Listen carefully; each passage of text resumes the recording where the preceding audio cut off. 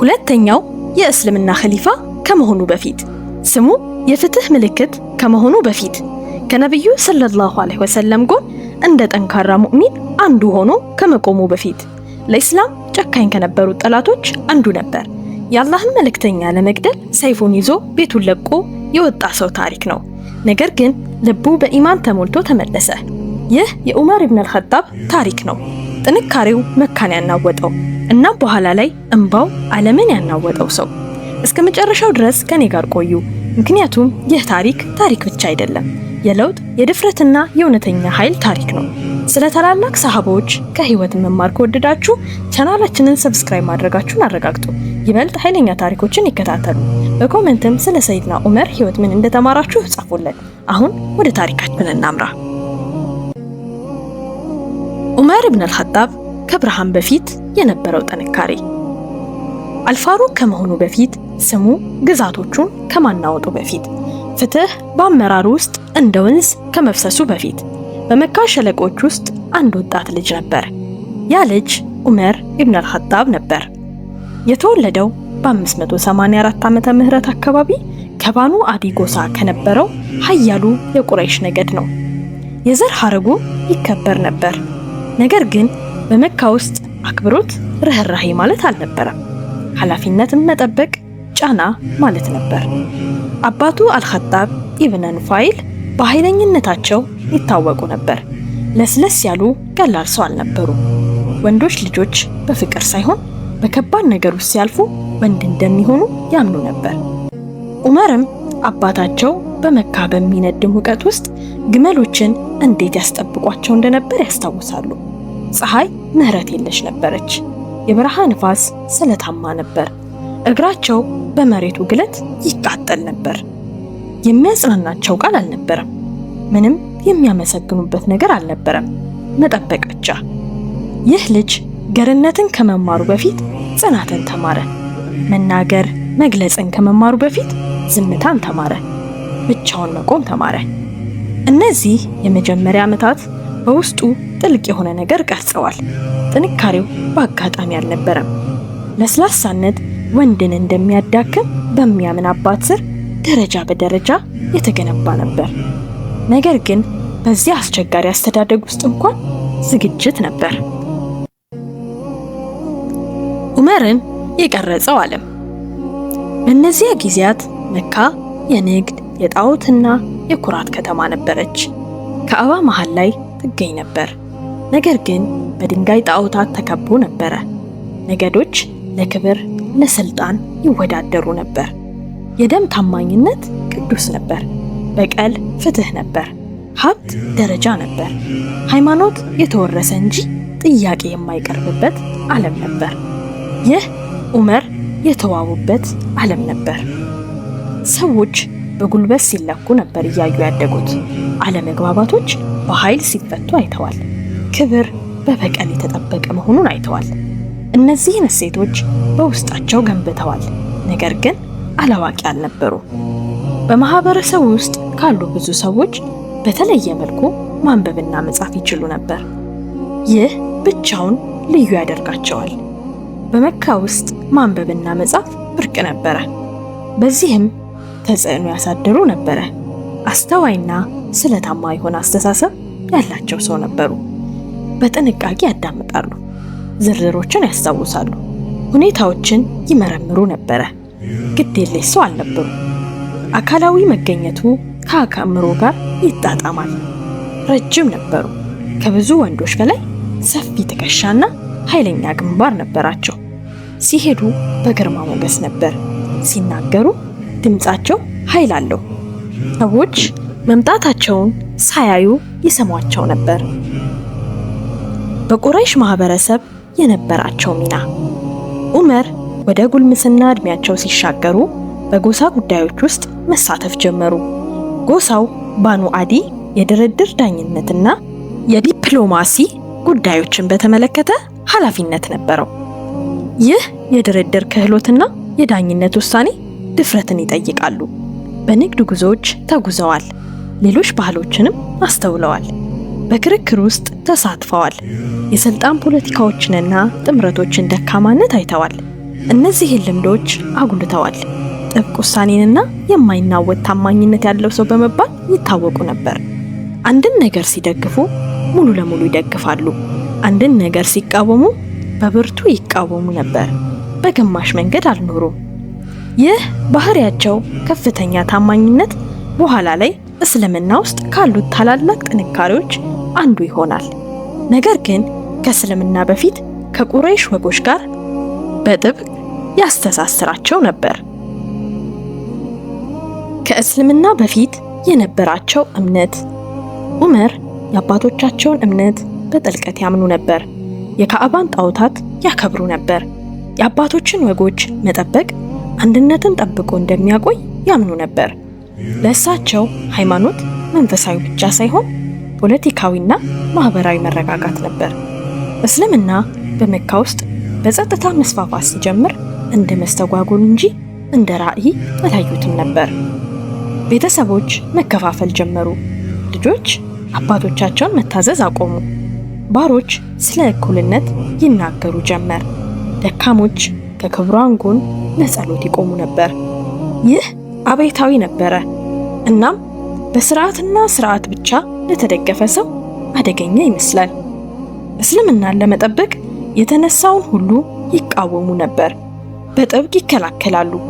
ክፉ ስለነበሩ ወይም ማስተዋል ስላነሳቸው አይደለም፣ እውነትን እንደተረዱት እየተሟገቱ ስለነበር እንጂ። ከእስልምና በፊት የዑመር ስሜታዊ ገጽታ። ከተግባር ይልቅ በጥልቀት መመልከት አስፈላጊ ነው። የዑመር ጥንካሬ በጭካኔ ላይ የተመሰረተ አልነበረም፣ በጽኑ እምነት ላይ የተመሰረተ ነበር። በእምነት ድክመትን መታገስ መቀበል አልቻሉም። ውሳኔ አለማድረግን ማክበር አልቻሉም። ለእሳቸው ሕይወት ግልጽነትን ይጠይቅ ነበር። ስብዕናቸው የተገነባው በጽንፈኝነት ላይ የተገነባ ነው። በጣም ይወዳሉ፣ አጥብቀውም መጥላት ይችላሉ። አጥብቀውም ይከላከሉ ነበር። ገለልተኛ መሆንን እንዴት መሆን እንዳለባቸው አያውቁም ነበረ። እናም የወደፊት ለውጥ በጣም ኃይለኛ ያደረገው ይህ ነበረ። ምክንያቱም ጽንፈኛ ሰው እውነትን ሲያገኝ በቀላሉ አይከተለውም፣ ሙሉ በሙሉ እጅ ይሰጣል። የተደበቀው ልስላሴያቸው። ምንም እንኳን ዑመር በኃይለኝነታቸው ቢፈሩ የተለየ ጎናቸው የሚያሳዩበት ጊዜ ነበር። አንዳንድ የታሪክ ማስታወሻዎች እንደዘገቡት በዛን ጊዜ በነበረው የድንቁርና ዘመን ሴትን ልጅ ከነ ሕይወቷ ትቀበር የሚል ልማድ ነበራቸው። በዚህም ዑመር ረዲየላሁ አንሁ አስታውሰው ስቅ ብለው እንዳለቀሱ ይጠቅሳል። ይህ የታሪክ ማስታወሻ አንድን ነገር እንድንረዳ ያደርገናል። ዑመር ረዲየላሁ አንሁ ልባቸው ከአለት የተሰራ እንዳልነበር ነው። ጨካኝ በበዛበት አካባቢ የተቀረጸ ልብ ነበር። ነገር ግን ስሜታቸውን በጥልቀት የሚነካ ነገር ነበር። ቁጣቸው፣ ኃይለኝነታቸው ቢታይም ርህራሄያቸውና ለስላሴያቸው የተደበቀ ነበር። እስልምናም መጥቶ ያንን ርህራሄ ገለጠ። በከባድ ጊዜ ውስጥ የነበረው ዝግጅት። ስለ ሰይድና ዑመር ረዲየላሁ አንሁ የህይወት ታሪክ መለስ ብለን ስንመለከት ልክ መለኮታዊ ዝግጅት ይመስላል። በጣም ጥብቅና ኃይለኛ አባት በስነ ስርዓት አዘጋጃቸው። በረሃውና ጦርነቶቹ ጽናትን እንዲያገኙ አደረጋቸው። የጎሳ ፖለቲካ ለአስተዳደር አዘጋጃቸው። የማንበብና የመጻፍ ችሎታቸው ለመሪነት አዘጋጃቸው። ጥንካሬያቸው ለፍርሃት የለሽ ፍትህ አዘጋጃቸው። ራዕዩ ወደ ልባቸው ከመግባቱ በፊት መዋቅሩ ወደ ማንነታቸው፣ ወደ ባህሪያቸው ገባ። አላህ ፍሬውን በብርሃን ከመሙላቱ በፊት እየገነባው ነበር። ከዳር ቆሞ የነበረው ሰው። በዚህ ደረጃ ከእስልምና በፊት ዑመር ኢብኑ አልኸጣብ የቁረይሽ ባህልን ከሚከላከሉት ወይም ከሚጠብቁት ጠንካራ ሰዎች አንዱ ነበር። የተከበረ የሚፈራና የማይናወጥ ሰው ነበር። ይህንን ሰው ታዲያ አንድም ቀን በሰላት ውስጥ በዱዓ ውስጥ ያለቅሳል፣ ምስኪኖችን በሌሊት መንገድ ላይ እየሄደ ይመግባል እና በአላህ ፊት መጠየቅን እያሰበ ይንቀጠቀጣል፣ ያለቅሳል ብሎ ማንም አይገምትም ነበር። ነገር ግን ለውጥ መሰረት ያስፈልገዋል። የሰይድና ዑመር መሰረትም ጥንካሬ ነበረ። መንግስታዊነታቸው ባዶ አልነበረም። መንግስታዊነታቸው አቅጣጫ ቀያሪ ነበር። አልጠፉም፣ እያዘጋጃቸው ነበር። ውስጣቸው ያለው እሳት እውነተኛ መንስኤውን ገና አላገኙም። ነገር ግን እሳቱ አንዴ ከተነሳ ዓለምን ያጠፋታል። የአንበሳው ልብ ለውጥ። በመካ እያደገ የመጣው አውሎ ነፋስ። እስልምና በሹክሹክታ መነገር አቆመ። በመጀመሪያዎቹ ቀናት የነቢዩ ሰለላሁ ዐለይሂ ወሰለም መልእክት የተቀበሉት ጥቂት ሰዎች ብቻ ነበሩ። በጸጥታ ድምፅ አጥፍተው ተገናኝተው በድብቅ ዱዓ አድርገው ትኩረትን አስወግደዋል። አሁንም ግን ቁጥራቸው እየጨመረ ነበር። እንደ ቢላል ያሉ ባሮች፣ እንደ አሊ ያሉ ወጣቶች፣ እንደ አቡበከር ያሉ የተከበሩ ነጋዴዎች መልእክቱ በማህበራዊ ክፍሎች እየተሰራጨ ነበር። ከአሁን በኋላ ለደካሞች ብቻ የተወሰነ አልነበረም። ለቁረይሽ መሪዎች ይህ አደገኛ ነበር። ለዑመርም ተቀባይነት የሌለው ነበረ። ወጎቻቸው ጥያቄዎች ሲገቡ ተመለከቱ። ጣዖታት ሐሰት ተብለው ሲጠሩ አዩ። ሰዎች ሁሉ በአላህ ፊት እኩል ናቸው የሚል አዲስ እምነትን ተመለከቱ። ይህ አብዮታዊ ነበር። መካ የተገነባችው በጎሳ በማዕረግና በስልጣን ላይ ነው። እስልምና ይህንን ሁሉ ተቃውሟል። እናም ዑመር ብጥብጥ ነው ብለው የሚያምኑትን ነገር የሚታገሱ ሰው አልነበሩ። ሙሐመድ ሰለላሁ ዐለይሂ ወሰለም ቤተሰቦችን እየከፋፈለ እንደሆነ ያምኑ ነበረ። እስልምና መረጋጋትን ስጋት ውስጥ እየከተተ እንደሆነ አምነዋል። ቁጣቸው ስሜታዊ አልነበረም፣ ሐሳብን መሰረት ያደረገ ነበር። እውነትን እንደሚከላከል ያምኑ ነበረ። ነገር ግን ቁጣቸው ያለምንም ነጸብራቅ ሲያድግ ማዕበል ይሆናል። ያም ማዕበል ደግሞ በውስጣቸው እየተቀጣጠለ ነበረ።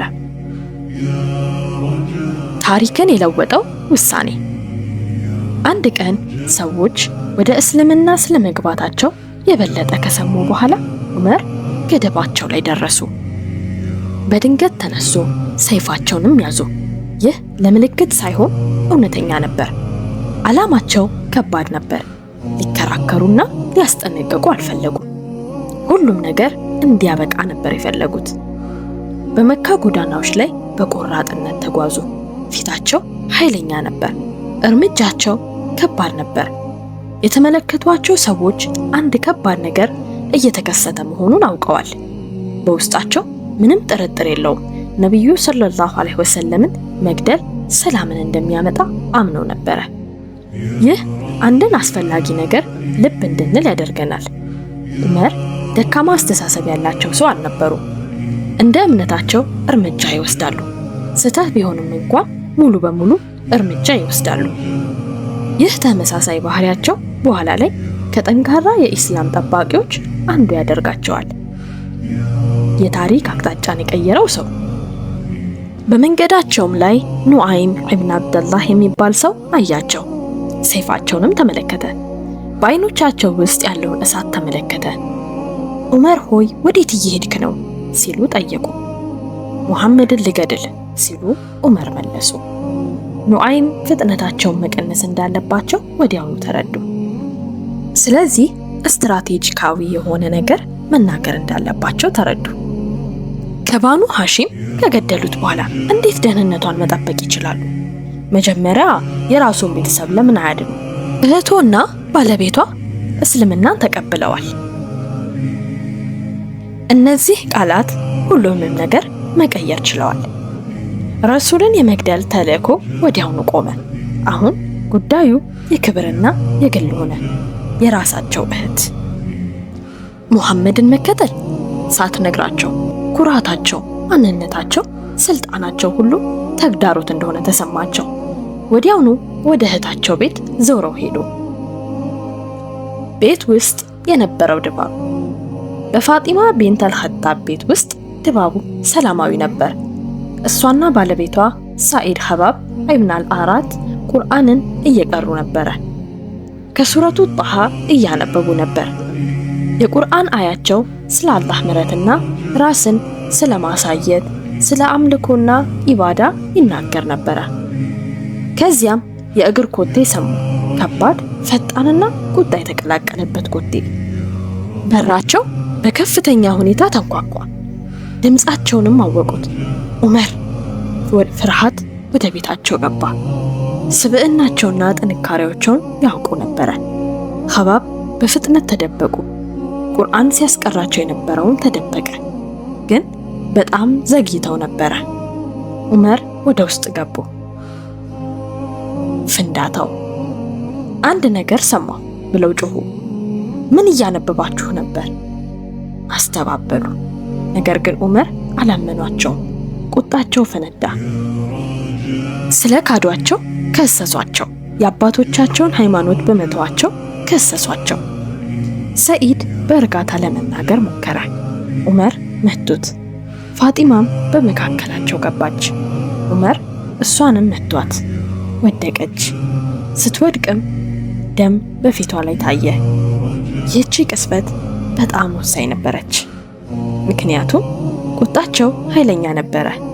በዚህ ቅጽበት ግን የጥፋተኝነት ስሜታቸው ከቁጣቸው በለጠ። አተነፋፈሳቸው ተለወጠ። መድማቷን አልጠበቁም ነበረ። እንደዚህ ሊጎዳት በፍጹም አላሰቡም ነበር። ቤቱ በጸጥታ ተዋጠ።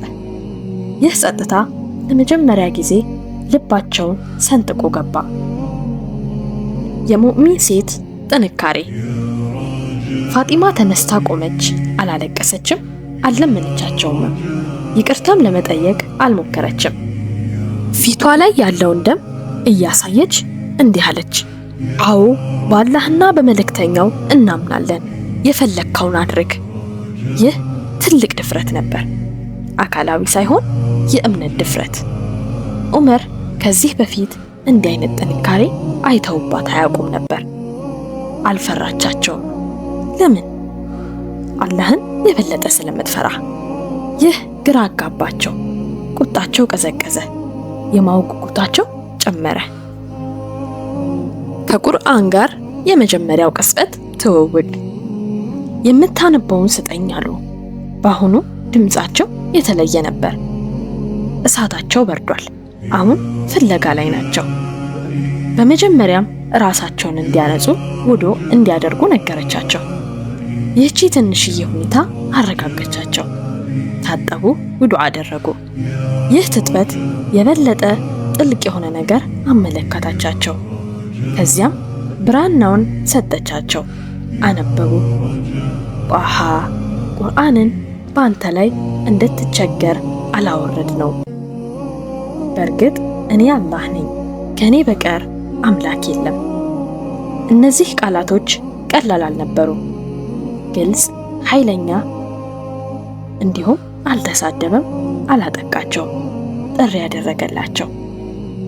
ስለ ምህረት ተናገሩ፣ ስለ ዓላማ ተናገሩ፣ ስለ አንድ አምላክ ተናገረ። ልክ ሲያነቡ ልባቸው አንድ ነገር አወቀ። ይህ ግጥም ወይም አስማት አልነበረም፣ እውነት ነበረ። ከልጅነታቸው ጀምሮ በውስጣቸው የተገነባው ተግሳጽ በጥልቀት እንዲያስቡ አስችሏቸዋል። አእምሯቸው ብሩህና ጠንካራ ነበር። ልባቸው መከፈት ጀምሮ ነበር። የረሱል ሰለላሁ ዐለይሂ ወሰለም ዱዓ። ኸባብ ወጥቶ እንዲህ አለ፣ ዑመር ሆይ ረሱል ሰለላሁ ዐለይሂ ወሰለም እንዲህ ብለው ዱዓ ሲያደርጉ ሰምቻለሁ። እስልምናን በዑመር ኢብን አልኸጣብ ወይም በአቡ ጃህል አጠናክር። ይህ ስሜታዊ ያደርግ ነበር። ሊገድላቸው ያቀዱት ሰው በሱ ላይ ዱዓ ሲያደርጉ ነበር። ነቢዩ ሰለላሁ ዐለይሂ ወሰለም አልረገሙትም፣ ዱዓ አደረጉለት እንጂ። ይህ ምህረት በጥልቀት ነክቷቸዋል። ሙሐመድ የት ነው ያለው ሲሉ ጠየቁ። በዚህ ጊዜ ምንም ቁጣ አልነበረባቸውም፣ ቅንነት ብቻ ነበር። በዳር አልአርቃም የተደረገው ስብሰባ። ነቢዩ ሰለላሁ ዐለይሂ ወሰለምና ባልደረቦቻቸው ወደ ተሰበሰቡበት ቤት አመሩ። ሰይፍ ይዘው ሲያዩ ሁሉም በፍርሃት ተሸበረ። ረሱል ሰለላሁ ዐለይሂ ወሰለም ግን ረጋ ብለው ይግባ አሉ። ሲገቡ ነቢዩ ሰለላሁ ዐለይሂ ወሰለም ጥብቅ አድርገው ያዟቸውና እንዲህ አሉ፣ የአልኸጣብ ልጅ ሆይ ጊዜው አይደለምን አሉት። ረጅም ንግግርም ክርክርም አልነበራቸውም። እውነትን ብቻ ይዘዋል። በዑመር ውስጥ የነበረው ትግል አብቅቷል። ሸሃዳን ያዙ። ሰሃባዎችም አላሁ አክበር ብለው ተክቢራን አሰሙ። ገናናነታቸው ኃያል ስለነበር መስለማቸው በመካ ሙሉ ተሰማ። እስልምናም ከዚያን ቀን በኋላ ተጠናከረ። እስልምና ይፋ ሆኖ ከእንግዲህም ፍርሃት የለም።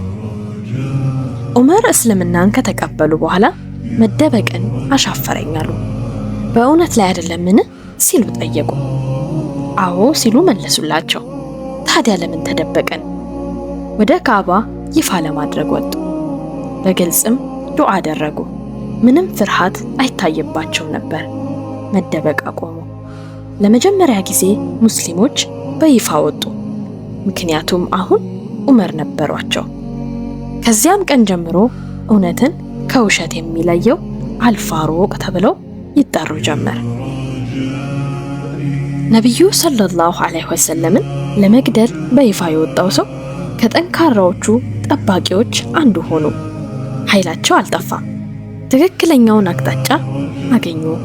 ቁጣቸው አልጠፋም። ፍትህ ሆነ። ክብራቸውም አላበቃም። በእስልምና ውስጥ ክብር ሆነ። ይህም የመሪነት ኃይል ሆነ። አላህ ጠንካራ ስብዕናዎችን አይተውም፣ አቅጣጫውን ይመራቸዋል። አንበሳው ከአላህ መልእክተኛ ሰለላሁ ዐለይሂ ወሰለም ጎን። ዑመር ኢብን አልኸጣብ እስልምናን ሲቀበሉ መካ ሌላ ተጨማሪ ሙስሊም ብቻ አልነበረም ያተረፈችው። እስልምና ይዘቱ እየጨመረ ነበር። ለዓመታት ሙእሚኖች እምነታቸውን አፍነው ይዘው ነበረ። ይሰደባሉ፣ ይንጓጠጣሉ፣ ይገለሉና ይሳለቁባቸው ነበር። አሁን ግን በአንድ ወቅት ሙስሊሞችን ያስፈራው ያ ሰው ጋሻቸው ሆኗል። የስነ ልቦና ሚዛኑ በአንዲት ሌሊት ተለውጧል። ደካሞች ጥበቃ እየተደረገላቸው እንደሆነ ተሰማቸው። ቁረይሾችም አደገኛ ነገር ተገነዘቡ። እስልምና ካሁን በኋላ ደካማ ሆኖ አይቆይም። ይፋዊ ጥንካሬ ብቅ ማለት። ዑመር እስልምናን ከተቀበሉ በኋላ ምስጢራዊነትን፣ መደበቅን መቀበል አልቻሉ። ወደ ነቢዩ ሰለላሁ ዐለይሂ ወሰለም ዞረው በእውነት ላይ አይደለምን ሲሉ ጠየቁ። ነቢዩም አዎ ሲሉ መለሱላቸው። ታዲያ ለምን ተሸሸክ? ትዕቢት ሳይሆን እምነት ነበር። ሁለት ጠንካራ ረድፎች ተፈጠሩ። አንዱ በሐምዛ ኢብን አብዱል ሙጠሊብ ይመራል፣ አንዱ በዑመር ኢብን አልኸጣብ ይመራል። ሙእሚኖች በይፋ ወደ ካዕባ ተጓዙ። የእግር ጉዟቸው የተረጋጋ ነበር። ጀርባቸው ቀጥ ያለ ነበር። ቁረይሾች ከሩቅ ይመለከቷቸው ነበር። ማንም ጣልቃ አልገባም። ለመጀመሪያ ጊዜ ሙእሚኖች ወዲያውኑ ሳይጠቁ በሕዝብ ፊት በይፋ ዱዓ አደረጉ፣ ሰገዱ። ይህ ጊዜ ምሳሌያዊ ብቻ አልነበረም፣ የስነ ልቦና ነፃነት ነበረው። ከዚያን ቀን ጀምሮ ዑመር አልፋሩቅ በመባል ይታወቁ ነበር። እውነትን ከውሸት የሚለየው ማለት ነው። ድምፅ አውጥተው ስለተናገሩ ሳይሆን ግን እሳቸው ሲቆሙ እውነት ይታይ ስለነበር ነው። ሂጅራ የፍርሃት አልባነት ይፋዊ ማሳያ። እንግልቱና ጭቆናው ሲባባስ ነቢዩ ሰለላሁ ዐለይሂ ወሰለም ሙስሊሞችን ወደ መዲና እንዲሰደዱ ባዘዙ ጊዜ አብዛኞቹ ሰሃባዎች በጸጥታ በሌሊት መካን ለቀው ወጡ። ትኩረትን አስወግደው ነበር። መጠለፍንም ፈርተው ነበረ። ነገር ግን የዑመር ደግሞ የተለየ ነበር። በቀን በፀሐይ ወደ ካዕባ ሄዱ። በጸጥታም ጧፍ አደረጉ። ከዚያም በቁረይሽ መሪዎች ፊት ቆመው እንዲህ አሉ። እናቱ እሱን ሚስቱም ራሷን የምትሸጥ ልጆቿም ወላጅ አልባ እንዲሆኑባት የማይፈልግ ሁሉ ይከተለኝ። ስሜታዊ ጩኸት ሳይሆን የተሰላ ድፍረት ነበር። ማንም አልተከተላቸው። በግልጽ ተሰደዱ። በዚህ ቅጽበት መልእክት መጣ። እስልምና በፍርሃት አይሸሽም፣ በዓላማ ይንቀሳቀሳል። በመዲና ጦረኛው ተዋጊ ግንበኛ ሆነ። ዑመር መዲና ሲደርሱ የሙስሊሙ ማህበረሰብ አሁንም ትንሽ ነበር። አዲስ ነገርን እየገነቡ ነበር። ሃይማኖት ብቻ ሳይሆን ማህበረሰብም ጭምር። በሙሃጅሪንና በአንሷር መካከል ወንድማማችነትን፣ አዲስ የፖለቲካና የሞራል ስርዓትን። ዑመርም በጥልቀት ተሳተፉ፣ ሰሩ፣ አማከሩ፣ ተከላከሉ። ከነቢዩ ሰለላሁ ዐለይሂ ወሰለም ጋርም በስብሰባዎች ላይ ይቀመጣሉ። ጥያቄዎችንም በቀጥታ ይጠይቃሉ። ሐሳባቸውንም ለመግለጽ አይፈሩ፣ ልዩነት ቢኖረው እንኳን። ነገር ግን ታላቅ ያደረጋቸው ይህ ነበረ። መገለጥ፣ ዝና ሲመጣ ወዲያው እጁ ሰጡ። ታዛዥነት የሌለው ጥንካሬ ትዕቢት ይሆናል። ነገር ግን የዑመር ጥንካሬ አሁን ተግሳጽ አግኝቷል። ዋህይ ከዑመር ጋር የተስማማባቸው ጊዜያቶች። እስኪ ይህን ሰው አስቡት። ሐሳቡ ከሚነገርለት በላይ ቅን የሆነውን፣ ልቡ ከአላህ ጋር በጣም የተስማማ። እሱ ሲናገር ጀነት ምላሽ ይሰጣል። ዋህይ ስለሚያዝ ሳይሆን ነፍሱ ወደ እሱ ስለሆነች ነው። ይህ ሰው ዑመር ኢብን አልኸጣብ ነው። ዋህይ ከዑመር ጋር የተስማማባቸው ጊዜያቶች ቁጥር 1 መቃመ ኢብራሂም፣ ሐሳብን ወደ ራእይ መቀየር። መዲና ውስጥ ነው። ሙስሊሞች በረሱል ሰለላሁ ዐለይሂ ወሰለም እየተመሩ እያስተማሯቸው ነው። በመካ ውስጥ በሚገኘው በካባ አቅራቢያ አንድ የተቀደሰ ድንጋይ መቃመ ኢብራሂም የሚባል ነቢዩ ኢብራሂም ዐለይሂ ሰላም ካዕባን ሲገነቡ የቆሙበት ቦታ ነው። ጥልቅ መንፈሳዊ ትርጉም አለው። አንድ ቀን ዑመር ረዲየላሁ አንሁ የእስልምናን ኃያልነት ለማጠናከር በጥልቀት እያሰቡ ለነቢዩ ሰለላሁ ዐለይሂ ወሰለም በአክብሮት እንዲህ አሏቸው። የአላህ መልእክተኛ ሆይ የኢብራሂምን መቃም እንደ ጸሎት ዱዓ ማድረጊያ መስገጃ ቦታ ለምን አንወስደውም? ትዕዛዝ ወይ ጫና አልነበረም፣ አጥጋቢ ሐሳብ ነበረ። ይህ ቦታ ተውሂድን፣ መስዋዕትነትንና ትንቢታዊ ውርስን እንደሚያመላክት አዩ። ሙእሚኖችም በአካልም ሆነ በመንፈሳዊ ከዚያ ታሪክ ጋር እንዲገናኙ ፈልገው ነበረ። ከዚያም ዋህይ መጣ። አላህ በሱረቱል በቀራ ምዕራፍ 2 ቁጥር 125 ላይ እንዲህ ሲል ገለጸ። ከኢብራሂምም መቆሚያ መስገጃን አድርጉ። የዑመር ሐሳብ ቁርአን ሆነ። ያንን ጊዜ አሰቡት። ነቢዩ ሰለላሁ ዐለይሂ ወሰለም ዋህይ ተቀበሉ። ቃላቶቹ ከሰማይ ይወርዳሉ። መመሪያውም ዑመር ከጠቆሙ ጋር በትክክል ይጣጣማል። ይህ በአጋጣሚ አልነበረም፣ የልብና የመሰጠት ቅንጅት ነበር። 2 ሂጃብ የምዕመናን እናቶችን መጠበቅ። የነቢዩ ሰለላሁ ዐለይሂ ወሰለም መኖሪያ ቀለል ያለ ነበር። ሰዎች ብዙውን ጊዜ እንደፈለጉ ይገባሉ። አንዳንድ ጊዜ በተገቢው ሰዓት፣ አንዳንድ ጊዜ ደግሞ ግላዊነት በበዛበት ጊዜ። የነቢዩ ሰለላሁ ዐለይሂ ወሰለም ሚስቶች ተራ ሴቶች አይደሉም፣ የሙእሚን እናቶች ናቸው። ክብራቸው የኢስላምን ክብር ይወክላል። ዑመር ረዲየላሁ አንሁ በተፈጥሮ ጥቡቅ ናቸው። ስለ ትህትናና ወሰን አብዝተው ይጨነቁ ነበረ። ወደ ነቢዩ ሰለላሁ ዐለይሂ ወሰለም ቀርቦ እንዲህ አሉ።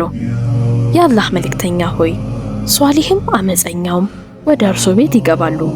ሚስቶቻችሁን ሂጃብ እንዲጠብቁ ለምን አታዙም? ስለ ክብር ጥበቃና ወሰን እያሰቡ ነበር። ከዚያም ዋህይ መጣ። አላህ በሱረቱ አሕዛብ ምዕራፍ 33 ቁጥር 53 ላይ እንዲህ ሲል ገለጸ። ዕቃንም ለመዋዝ በጠየቃችኋቸው ጊዜ ከመጋረጃው ኋላ ሆናችሁ ጠይቋቸው። ይህ ለልቦቻችሁም ለልቦቻቸውም የበለጠ ንጽህና ነው። ጊዜውን አስቡት። ትዕዛዙ የወረደው ከማህበረሰቡ ጫና ሳይሆን ከሰማይ የመጣ ነው። ዑመር ከተሰማቸው ጥልቅ ስሜት ጋር ይስማማል። ለትህትና ለመታዘዝ ያላቸው ሐሳቢነት መለኮታዊ ሕግ ሆነ። 3 የበድር እስረኞች ፍትህና ኃላፊነት። የጦር ሜዳ ውጤት። የበድር ጦርነት አብቅቷል። ሙስሊሞች የመጀመሪያውን ዋና ውጊያቸውን አሸንፈዋል። 70 የቁረይሽ መሪዎች ተይዘዋል። ከነዚህ መካከል ሙስሊሞችን ያሰቃዩ፣ ያባረሩና ቤተሰቦቻቸውን የገደሉ ሰዎች አሉ። አሁን አስቸጋሪው ጥያቄ ይመጣል። በእስረኞቹ ላይ ምን መደረግ አለበት? ሰይድና አቡበከር ረዲየላሁ አንሁ ገርና አዛኝ የሆኑት ሲዲቅ እንዲህ አሉ። የአላህ መልእክተኛ ሆይ እነሱ ዘመዶቻችን ናቸው፣ ቪዛ ይውሰዱና ምናልባት አላህ በኋላ ላይ ይመራቸዋል። ዑመር ረዲየላሁ አንሁ ግን ለጭቆና ጽኑና የማያወላውል ሐሳብ ያላቸው እንዲህ አሉ። የአላህ መልእክተኛ ሆይ ክደው አባረሩ፣ እንድንገድላቸው ይፍቀዱልን። ለእስልምና ያለን ታማኝነት ምንም ጥርጥር እንዳይኖረው እያንዳንዱ ሰው የራሱን ዘመድ ይግደል። ጭካኔ አልነበረም፣ ለፍትህና ለጥንካሬ መጨነቅ ነበር። ነቢዩ ሰለላሁ ዐለይሂ ወሰለም የአቡበከርን ገር ሐሳብ ተቀብለው ቤዛን ተቀበሉ። ግን ከዚህ በኋላ ዋህይ መጣ። አላህ በሱረቱል አንፋል ምዕራፍ 8 ቁጥር 67 ላይ እንዲህ አለ፣ ለነቢይ በምድር ላይ እስኪያዳክም ድረስ ለእርሱ ምርኮኞች ሊኖሩት አይገባም። በኋላ ላይ ነቢዩ ሰለላሁ ዐለይሂ ወሰለም እንዲህ ብለዋል፣ ቅጣት ከሰማይ ቢወርድ ኖሮ ከዑመር በስተቀር ማንም አያመልጥም ነበር። ያ ጊዜ ምን ያህል ከባድ እንደሆነ አስቡት። የዑመር ጥብቅ አቋም በዚያ ሁኔታ ውስጥ ስለ መለኮታዊ ጥበብ ጋር የቀረበ ነበር። ይህ ስለ ኢጎ ሳይሆን ስለ አዲስ ኡማ ስለ መገንባት ክብደት ነበር። መናፍቃን የአብደላህ ኢብን ዑበይን ቀብር አስቸጋሪ ሁኔታ። አብደላህ ኢብን ዑበይን በመዲና የሙናፊቆች መሪ ነበር። በይፋ እስልምናን ቢናገርም በድብቅ ይቃወመው ነበር። ሲሞት ልጃቸው ጥሩ ሙእሚን የነበረ ሲሆን ነቢዩ ሰለላሁ ዐለይሂ ወሰለም በአባቱ ጀናዛ ላይ እንዲሰግዱ ጠየቃቸው። ነቢዩ ሰለላሁ ዐለይሂ ወሰለም በሐዘኔታ ተስማሙ። የጀናዛ ሰላት ለመስገድ ቆመው ሳለ ዑመር ወደፊት ቀረቡና የአላህ መልእክተኛ ሆይ እንዲህና እንዲያ ሲል በሱ ላይ ትሰግዳለህን? አሏቸው። ነቢዩንም ሰለላሁ ዐለይሂ ወሰለም የሰውየውን ግብዝነት አስታወሷቸው። ነቢዩ ሰለላሁ ዐለይሂ ወሰለም ምርጫ እንደተሰጣቸው በመግለጽ በእርጋታ ምላሽ ሰጡ። ግን ብዙም ሳይቆይ ዋህይ መጣ። በሱረቱ ተውባ ምዕራፍ 9 ቁጥር 84 ላይ አላህ እንዲህ ሲል ገለጸ፣ ከእነሱም ባንድም በሞተ ሰው ላይ ፈጽሞ አትስገድ፣ በመቃብሩም ላይ አትቁም፣ እነሱ አላህንና መልእክተኛውን ክደዋልና እነሱም አመፀኞች ሆነው ሞተዋልና። ከዚያም ቅጽበት ጀምሮ ነቢዩ ሰለላሁ ዐለይሂ ወሰለም በሚታወቅ ሙናፊቅ ላይ አልሰገዱም፣ ዱዓም አላደረጉም። እንደገና የዑመር ውስጣዊ ስሜት ከዋህይ ጋር የተጣጣመ ሆነ። የበድር ጦርነት ከደም በላይ እምነት። የመጀመሪያው ዋና ጦርነት ሲመጣ በድር ወታደራዊ ግጭት ብቻ አልነበረም፣ ስሜታዊ ነበር። ሙስሊሞች ከዘመዶቻቸው ጋር ተፋጠጡ፣ ጎሳዎች ከጎሳዎቻቸው ጋር ተፋጠጡ፣ ታሪክ ከእምነት ጋር ተፋጠጠ። ዑመር ጸንቶ ቆመ። ከዘመዶቹ አባላት ጋር እንኳን ሲጋፈጥ አላመነታም ነበር። ምክንያቱም ለሱ ታማኝነት ተለውጧል። ከእንግዲህም አልነበረም፣ እምነት ነበር። ከድሉ በኋላ ምርኮች ተያዙ። ውሳኔ መደረግ ነበረበት። ሰይድና አቡበከር ቤዛና ምህረትን ጠቁመዋል። ዑመር የወደፊት አደጋን ለመከላከል ጽኑ አቋም ጠቁመዋል። ነቢዩ ሰለላሁ ዐለይሂ ወሰለም ምህረትን መረጡ። በኋላም አያዎች አማኞች ግጭት ውስጥ ስለሚገቡ ቅድሚያ አስታውሰዋል። የዑመርን ጥብቅ አቋም አንድ አስፈላጊ ነገር አሳይቷል። ለኢስላም የረጅም ጊዜ ደህንነት እያሰበ ነበር። ስሜታዊ አልነበረም፣ ይልቁንም ስትራቴጂካዊ ነበር። ኡሁድ የመረጋጋት ፈተና። በኡሁድ የሚያሳዝኑ ክስተቶች ታዩ። አንዳንድ ቀስተኞች ቦታቸውን ለቀው ወጡ። ጦርነቱ ተለወጠ። ግራ መጋባት ተሰራጨ።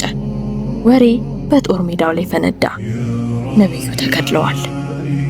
ለተወሰነ ጊዜ የሙእሚኑ ተስፋ ተንቀጠቀጠ። የተወሰኑ ሰሃባዎች ደርቀው ቀሩ፣ ሌሎቹ ደነዘዙ። ዑመር ግን መዋጋታቸውን ቀጥለዋል። በኋላ ላይ ነቢዩ ሰለላሁ ዐለይሂ ወሰለም በህይወት ሲያያቸው እፎይታ አሸነፋቸው። ምክንያቱም ለዑመር መልእክተኛው ሰለላሁ ዐለይሂ ወሰለም መሪ ብቻ አልነበሩ፣ የትርጉም ማዕከል ነበሩ።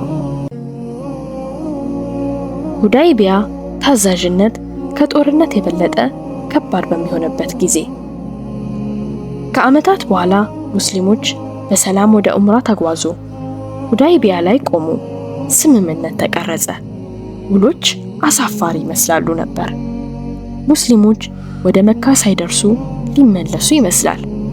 ሁኔታዎች እኩል ያልሆኑ ይመስላል።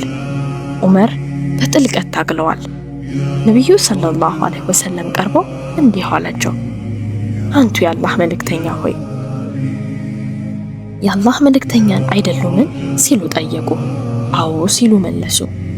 በእውነት ላይ አይደለንምን ሲሉ መለሱ። አዎ። ታዲያ ዝቅ ማለትን ውርደትን ለምን እንቀበላለን? ነቢዩ በእርጋታ መለሱለት፣ እኔ የአላህ መልእክተኛ ነኝ፣ እሱንም በፍጹም አለመታዘዝ አልችልም። ዑመርም ልባቸው በከባድ ስሜት ተውጦ ተመለሱ። በኋላም ስምምነቱ ወደ ሰላማዊ የእስልምና መስፋፋት ሲያመራ ተረዱ። ያንን ቀንም በማስታወስ አለቀሱ። ጥንካሬያቸው ሰብርን መማር ነበረበት። ድፍረታቸው መተማመንን መማር ነበረበት። እናም በሚገባ ተማሩ። የተደበቁት ዑመር ሰዎች በአደባባይ ይፈሯቸው ነበር፣ ግን ማታ ላይ የተለዩ ነበሩ። በመዲና ውስጥ ድምፃቸውን ዝቅ አድርገው ይዘዋወሩ ነበር፣ ራሳቸውን እንዳይታወቁ ደብቀው። ቤተሰቦችን ይፈትሹ፣ ይከታተሉ ነበር።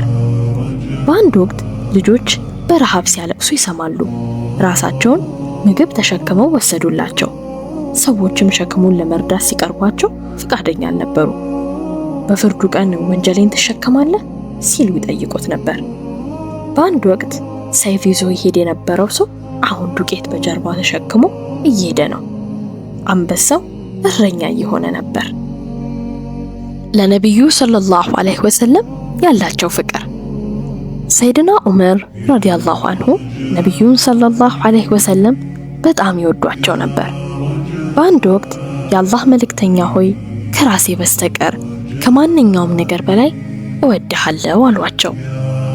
ነቢዩም ሰለላሁ ዐለይሂ ወሰለም ከራስህ በላይ እስክትወደኝ ድረስ አይሆንም ብለው መለሱ። ዑመርም ቁም አሉና ከዚያም አሁን ከራሴ በላይ እወድሃለሁ አሉ። ነቢዩም ፈገግ አሉ። ይህ ግጥም ሳይሆን ለውጥ ነበር። የመጨረሻው ህመም። ነቢዩ ሰለላሁ ዐለይሂ ወሰለም ሲታመሙ መዲና ከባድ ጭንቀት ውስጥ ገባች።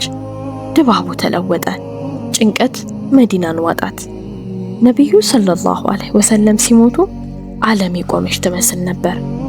ሰይድና ዑመር ለማመን ለመቀበል ከበዳቸው። ለመቀበል ፍቃደኛ አልሆኑም። ሙሐመድ ሞቷል የሚል ሁሉ በከባድ ይቀጣዋሉ ይላሉ።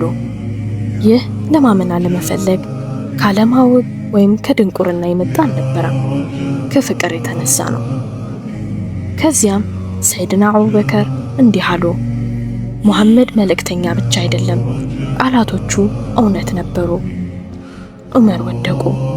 በኋላ ላይ እግሮቻቸው ሊሸከሟቸው እንደማይችሉ ተሰማቸው። በመዲና ውስጥ በጣም ጠንካራው ሰው በግልጽ አለቀሱ። ምክንያቱም የህይወት ብርሃን ወደ ጌታው ተመለሰ። ከአቡበከር ጎን መቆም። በዚያ ደካማ ወቅት መከፋፈል ሙስሊሞችን ሊያጠፋ ይችል ነበር። ነገር ግን ዑመር ረዲየላሁ አንሁ ለአቡበከር ሲዲቅ የታማኝነትን ቃል ገብተዋል። አንድነትን ደግፈዋል። አመፅን ለማጥፋት በጽናት ቆመዋል። በሪዳ ጦርነቶች ወቅት አጥብቀው መክረዋል። ከእንግዲህ ተዋጊ ብቻ አልነበሩ፣ የሰላም ጠባቂ ሆነው ነበር። አላህ በታሪክ ጥቂት ሰዎችን ብቻ የተሸከሙትን ሸክም እንዲሸከሙ እያዘጋጃቸው ነበር። የመሪነት ድልድይ። እስካሁን የኸሊፋነታቸውን ታሪክ ሳይሆን ለኸሊፋነት አላህ እንዴት ሲያዘጋጃቸው እንደነበረ ተመለከትን። በጦርነት፣ በመታዘዝ፣ በመሸነፍ፣ በአገልግሎት የሚደረግ ዝግጅት። በአንድ ወቅት እስልምናን የተቃወመው ሰው አሁን ከጠንካራ ምሰሶች አንዱ ነበር። እናም በቅርቡ ከአረቢያ ባሻገር የሚዘልቅ ትልቅ ግዛት ኃላፊነትን ይወስዳል። ኡማውን የተሸከመው ሰው ነቢዩ ሙሐመድ ሰለላሁ ዐለይሂ ወሰለም ከሞቱ በኋላ መዲና ባዶነት ተሰማት። ጎዳናዎች ጸጥ አሉ። መስጂድ የተለየ ስሜት ነበረው። ሰሃባዎች ደነገጡ።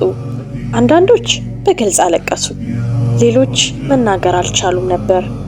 ዑመር ረዲየላሁ አንሁ በልባቸው ህመም እየተሰቃዩ መስጂድ ውስጥ ቆሙ። ነቢዩ ሰለላሁ ዐለይሂ ወሰለምን አብዝተው ይወዷቸው ነበር። ያለሳቸው ህይወትን ማሰብ መገመት አልቻሉም። ነቢዩ እንዳልሞቱና እንደሚመለሱ ይናገሩ ነበር። እነዚህ ቃላቶች ከጥልቅ ፍቅርና ድንጋጤ የመጡ ናቸው። ከዚያም አቡበከር ረዲየላሁ አንሁ በተረጋጋ መንፈስ እንዲህ አሉ። ሙሐመድ መልእክተኛ ብቻ ነው፣ መልእክተኞችም ከሱ በፊት አልፈዋል። ምዕራፍ 3 ቁጥር 144 ላይ ዑመር ረዲየላሁ አንሁ ይህንን ቃል ሲሰሙ ምድር መንቀሳቀስ እንዳቆመች ተሰማቸው። ኃይላቸው ለተወሰነ ጊዜ ጠፋ። ተቀመጡ፣ አለቀሱ። ነቢዩ ሰለላሁ ዐለይሂ ወሰለም በእውነትም ወደ አላህ እንደተመለሱ ተገነዘቡ። ያ ጊዜ ለዘላለም ለውጧቸዋል። ተዋጊው ይበልጥ አስተዋይ ሆኑ። ጠንካራው ሰው የበለጠ ኃላፊነት የሚሰማቸው ሆኑ። ሰሃቢዩ የሀገሪቱ ጠባቂ ሆነ።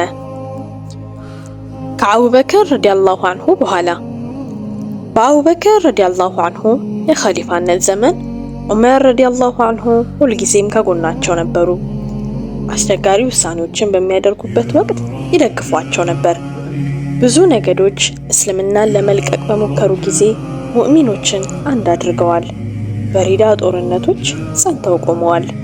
አመራርነትን በቅርበት ተምረዋል።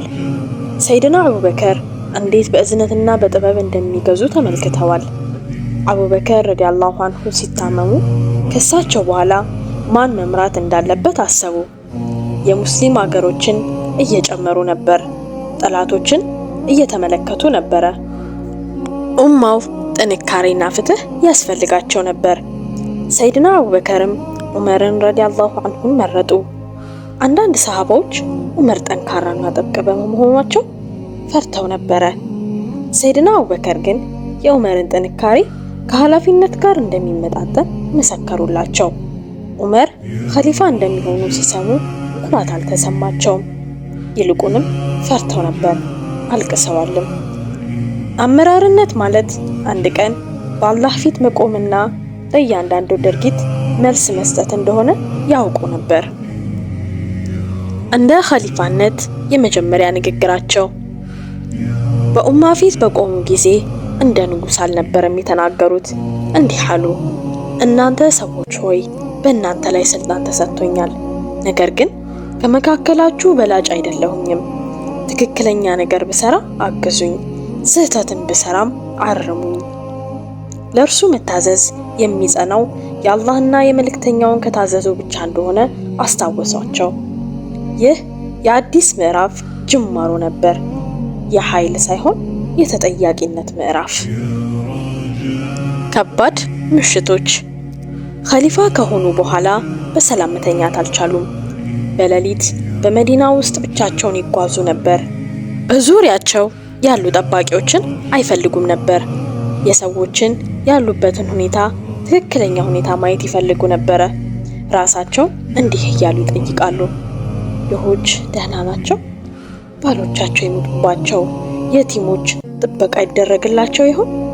ልጆቻቸው ተመግበው ይሆን? በድክመቴ ምክንያት የሚሰቃይ ሰው ይኖር ይሆን?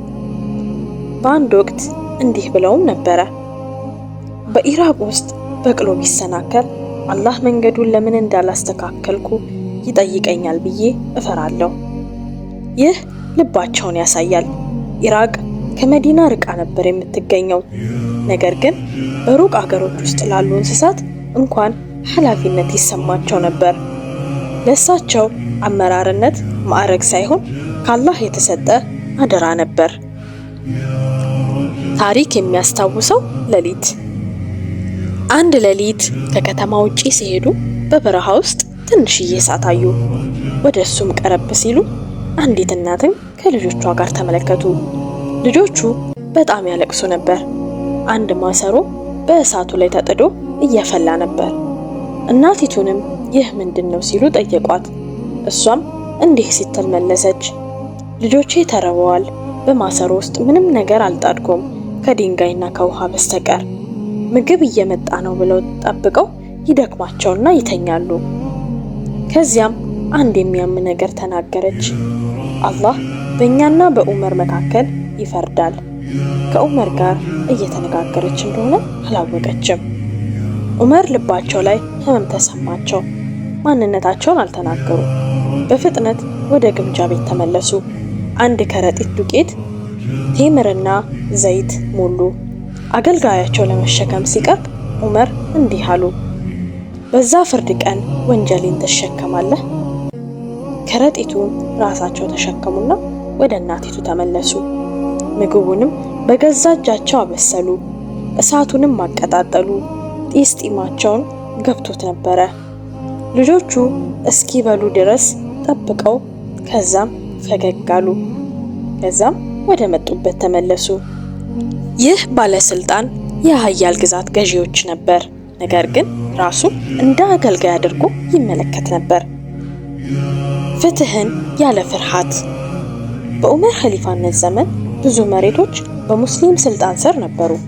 ገዢዎች በተለያዩ ክልሎች ይሾሙ ነበር። ነገር ግን ዑመር በጥንቃቄ ይከታተሏቸው ነበር። ስለ ኢፍትሃዊነትም በሰሙ ጊዜ ፈጣን እርምጃ ይወስዱ ነበር። አንድ ግብፃዊ ሰው ስለ ገዢው ልጅ ቅሬታ ሲያቀርብ ዑመር ሳይዘገዩ ሁለቱንም ወደ መዲና ጠሯቸው። በሁሉም ሰው ፊት ለድሆቹ ጅራፍ ሰጧቸው። ፍትህም ከተፈጸመ በኋላ ዑመር ኃያል የሆኑ ቃላትን ተናገሩ። እናቶቻቸው ሲወልዷቸው ነፃ ሆነው ተወልደው ሰዎች ከመቼ ጀምሮ ባሪያ ያደረጋቸዋቸው? እነዚህ ቃላት የእስልምናን ፍትሃዊነት ምልክት ሆኑ። ማንም ከህግ በላይ አልነበረም፣ የገዢ ልጅ እንኳን ቢሆን። ቀለል ያለው ህይወታቸው። የሙስሊሙ ዓለም እየሰፋና እየጠነከረ እንኳን ሲሄድ የዑመር ረዲየላሁ ዐንሁ የአኗኗር ዘይቤ አልተቀየረም። በእጅ የተጠለፉ ልብሶችን ነበር የሚለብሱት። ቀለል ያሉ ምግቦችን ነበር የሚመገቡት። አንዳንድ ጊዜ ከዘይት ጋር ዳቦ ይመገቡ ነበር። ቅንጦትን እምቢ አሉ። ሌሎች ሲሰቃዩ አላህን በሀብት በምቾት መገናኘት አልፈልግም ይሉ ነበር። ኢየሩሳሌም በሰላም ከተከፈተች በኋላ ሰዎች የንጉሳዊ ልብስ የለበሰ ንጉስ ይጠብቁ ነበር። በምትኩ ግን ልብሱ አቧራ የለበሰ ሰው ግመሉን እየመራ ወደ ውስጥ ገባ። አገልጋዩ ፈረሱን እየጋለበ ይታያል። ከዚያም ተራቸው ተለወጠ። ስለ መልክ ግድ አልሰጣቸውም። ይልቁንም ግድ የሚሰጣቸው ስለ ፍትህ ነበር። የሙናፊቅነት ፍርሃት። ምንም እንኳን ኸሊፋ ቢሆኑም የገዛ ልባቸውን ይፈሩ ነበር። የሙናፊቆችን ስም የሚያውቀውን ሁዘይፋ ረዲየላሁ ዐንሁ እንዲህ ሲሉ ይጠይቁ ነበር፣ የአላህ መልክተኛ በሙናፊቆች መካከል እኔን ጠቅሰውኛል? ይህ ጥልቅ ትህትናቸውን ያሳያል። ቁርአን ሲቀሩ በጣም ያለቅሱ ነበር። ጠላቶቻቸውን ከመፍራት ይልቅ አላህ ጋር መውደቅን ይፈሩ ነበር። የመጨረሻው ጠዋት። አንድ ቀን ጠዋት በፈጅር ሰላት ወቅት ዑመር ረዲየላሁ ዐንሁ ሙስሊሞችን በኢማምነት በሶላት እየመሩ ነበር። በዚህ ጊዜ አንድ ሰው በመርዝ በተነከረ ቢላዋ ወጋቸው። ደጋግሞ ብዙ ጊዜ ወጋቸው። ወደቁ። ሰዎችም ደነገጡ። በዚህ ጊዜ የመጀመሪያ ጥያቄ የሚሆነው ሰዎች ሰላትን ጨርሰዋል ነበር። በህመም ውስጥ ሆነው ጭንቀታቸው ኢባዳ ነበር። በቁጣ ሳይጮሁ ፍትሃዊ ነገር በትክክል እንዲፈጸም ጠየቁ። የመጨረሻ ቀናቸው። ቆስለው ተኝተው ባሉበት ጊዜ ከአላህ ጋር ስለመገናኘት እያሰቡ ተንሰቅስቀው አለቀሱ። ልጃቸውንም ከነቢዩ ሰለላሁ ዐለይሂ ወሰለምና ከሰይድና አቡበከር ጎን እንዲቀበሩ ፍቃድ እንዲጠይቅላቸው አይሻ ረዲየላሁ ዐንሃ ዘንድ ላኩት። በጭራሽ እኔ ይገባኛል አላሉ። እሷ ከፈቀደች ነበር ያሉት። ፍቃድንም ከአይሻ ዘንድ ተሰጣቸው።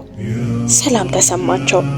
በአንድ ወቅት በመካ ውስጥ በቁጣና በኃይል ይጓዝ የነበረው ይህ ሰው ዱንያን በትህትናቸውና በተስፋ ለቀዋል። የግዙፉ ሰው ፍጻሜ ለ10 ዓመታት በኸሊፋነት ገዝተዋል። በእነዚህ ዓመታት ፍትህ ጠነከረ፣ ድሆች ተጠበቁ፣ ግዛቱ ተስፋፋ፣ የአላህን ፍርሃት ማዕከላዊ ሆኖ ቀጠለ። ጠንካራ ነበሩ፣ ግን ጨካኝ አልነበሩ። ፍትሃዊና ኃያል ነበሩ፣ ግን በፍጹም ኩራት አልነበረባቸውም። ሕይወታቸው የጀመረው እስልምናን በመዋጋት ነበር። ሕይወታቸውንም በእንባና በኃላፊነት መካከል ጨረሱ። ዑመር ኢብን አልኸጣብ ረዲየላሁ አንሁ ገዢ ብቻ አልነበሩም፣ ታሪክ ከሚፈሩት በላይ አላህን የሚፈሩ ሰው ነበሩ። ለዚህም ነው ታሪክ አሁንም የሚያስታውሳቸው። እስቲ አንዴ ላፍታ ቆም በሉ፣ ስለዚህ ሕይወትም አስቡ። በአንድ ወቅት ወደ ነቢዩ ሰለላሁ ዐለይሂ ወሰለም ሰይፍ ይዞ የሄደው ሰው በኋላ ላይ ለተራቡ ልጆች ዱቄት በጀርባው ይዞ ነበር። በመካ የሚፈራው ሰው በመዲና ውስጥ ለደካሞች ተከላካይ ሆነ። የሰፊ ግዛት ገዢ፣ በየምሽቱ መሬት ላይ የሚተኛና አላህን የሚፈራ። ይህ የዑመር ኢብን አልኸጣብ ረዲየላሁ አንሁ ታሪክ ነበር። ታሪኩ ታሪክ ብቻ አይደለም፣ መስታወት ነው። እንዲህ ሲል ይጠይቀናል፣ በስራችን ተጠያቂ ነን? ማንም ሳያየን አላህን እንፈራለን? ደካሞችን እንጠብቃለን? በአስቸጋሪ ጊዜ እንኳን ለእውነት እንቆማለን? ዑመር ረዲየላሁ አንሁ ሕይወቱን ሙሉ ለሙሉ ለአላህ ሲል ቀይሮታል። በዚህም ምክንያት አላህ ስማቸውን በታሪክ ውስጥ ከፍ አድርጎታል። ይህንን ቪዲዮ ከመተዋችሁ በፊት ከሰይድና ዑመር ሕይወት አንድ ትምህርት ወሰዱ። አንድ ባህሪ፣ አንድ ልማድ፣ እናም ለመለማመድ ሞክሩ። ይህ ታሪክ ልባችሁን ከነካና በጥልቀት እንድታስቡ ከረዳችሁ፣ ለነቢዩ ሰለላሁ ዐለይሂ ወሰለም ባልደረቦች ያላችሁን ፍቅር እንድትጨምሩ ካደረገ፣ እንግዲያውስ ይህንን ቻናል ደግፉ። ይህንን ቪዲዮ ላይክ አድርጉ። ይህንን ቪዲዮ ያስፈልገዋል ለምትሉትም ወዳጃችሁ አጋሩት። እናም ሌሎች የእስልምና ቆንጆ ታሪኮችን ለእናንተ ማድረሳችንን እንድንቀጥል ሰብስክራይብ በማድረግ የቤተሰባችን አካል ይሁኑ። ሀሳብ አስተያየታችሁንም ኮሜንት ላይ አጋሩን። ከሰይድና ዑመር ረዲየላሁ አንሁ ሕይወት ምን ተማራችሁ?